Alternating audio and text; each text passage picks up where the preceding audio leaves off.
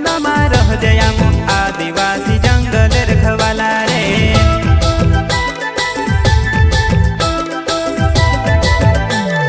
चल जंगल जमीन काजे पूजे रे आदिवासी दुनिया ने रखवाला रे।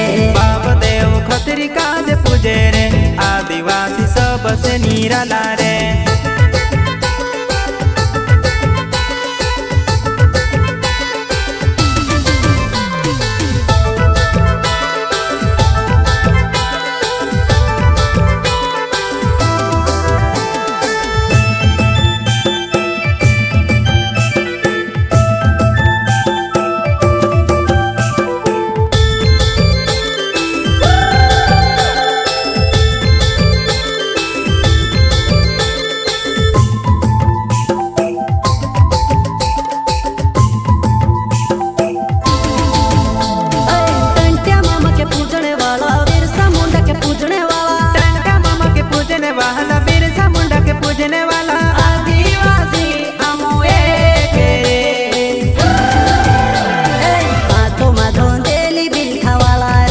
आदिवासी जंगल रखवाला रे।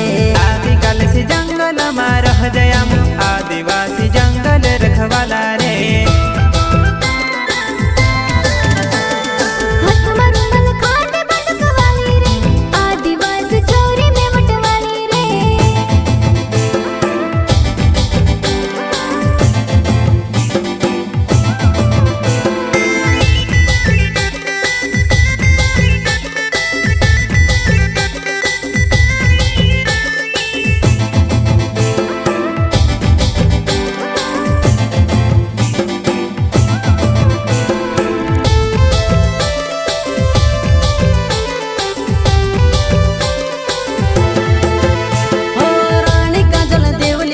बाबा देव कंसरी माड़ी रानी काजल देवली माड़ी बाबा देव कंसरी माड़ी आदिवासी ने भगवान